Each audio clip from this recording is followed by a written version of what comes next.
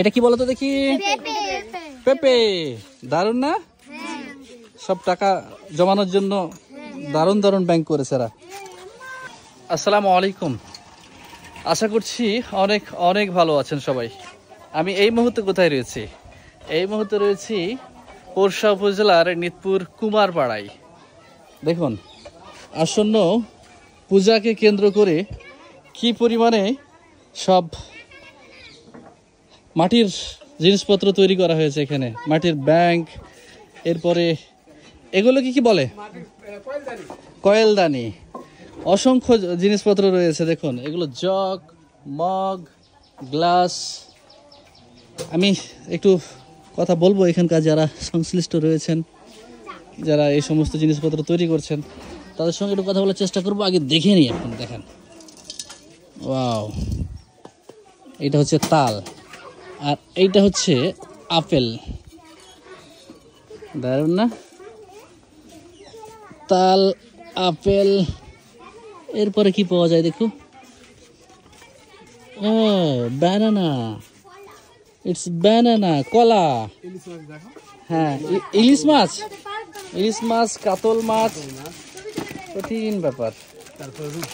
রূপচাঁদা। এগুলো কি ব্যাংক না? এগুলো সবই ব্যাংক। চিন্তা করুন। এই যে এইটা কি আবার? নারিকেল, ছোট্ট নারিকেল। হ্যাঁ, এই কচি কাঁচা। কি নাম তোমার? সিয়াম। তোমার নাম কি? তোমরা এখানে রোজই আসো নাকি? হ্যাঁ, কি এগুলো দেখার জন্য আসো?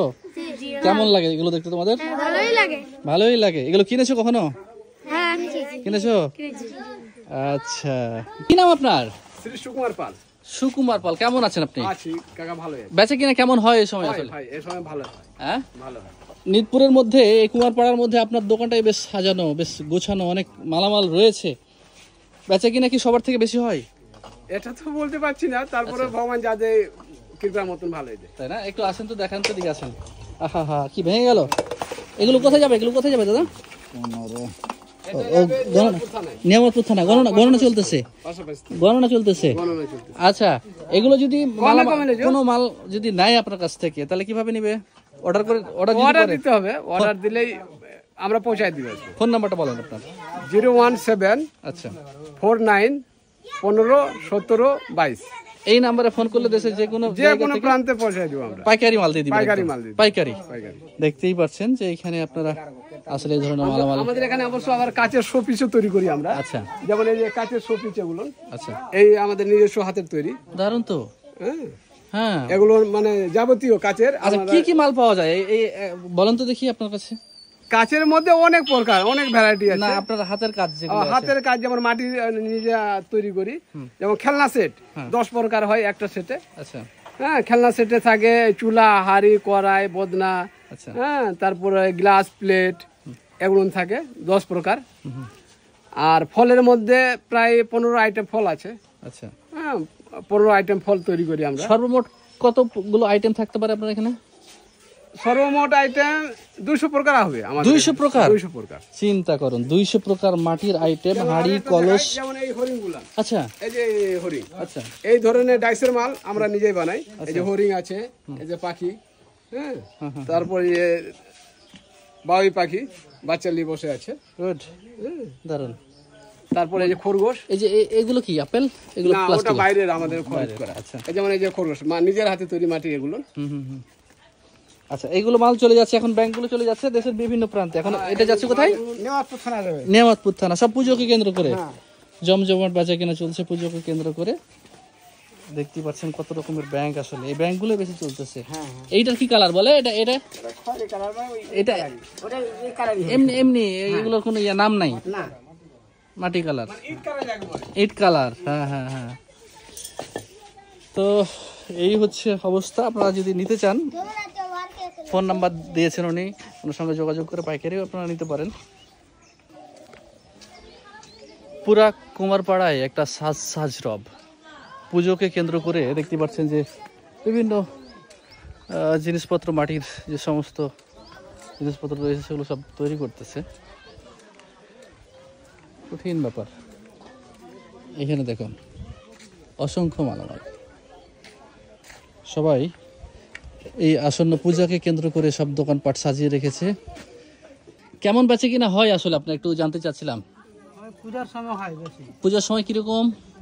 মোটামুটি ভালোই হয়। ধরেন একটা দোকানদার, আপনারা এই যে এই দোকানের মালিক যারা রয়েছেন, পূজার সময় কত টাকা বেচা কেনা করে আনুমানিক? 1 লাখ? না না, এত টাকা কত?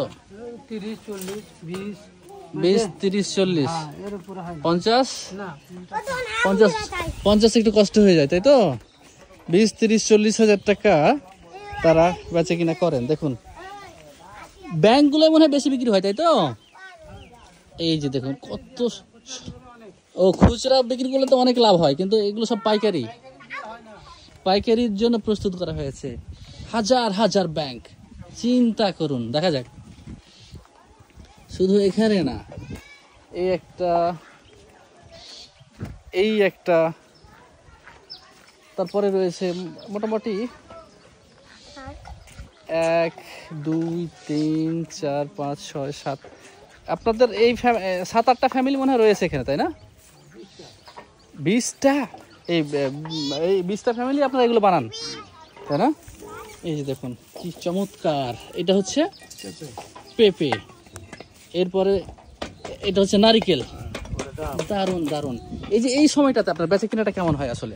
পূজার সময় ভালো হয়। আপনি কত টাকা বেচা কিনা করেন? 15-20 হাজার। 15-20 হাজার টাকা মাত্র? মাত্র। কি বলেন? তাহলে আর সারা মাস? সারা মাছ ওই যে কলস টলস বানাই, কলস্টাস বানান, ঢাকুন মাকুন কলস, ওই যে আপনার ডগা কাঁসা, হ্যাঁ ওগুলো তো হয়। হ্যাঁ। আচ্ছা, চিন্তা করুন, এগুলো খুচরা কয় টাকা করে বিক্রি হয়?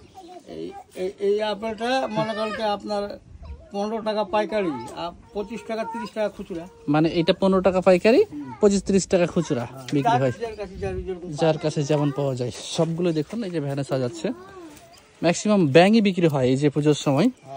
এই সময়টাতে মানুষ ব্যাংকই নাই, এগুলো দেশের বিভিন্ন জায়গায় চলে যাবে। এগুলো কোথায় যাবে আঙ্কেল? এটা না চলে যাবে, নাচল চলে যাবে।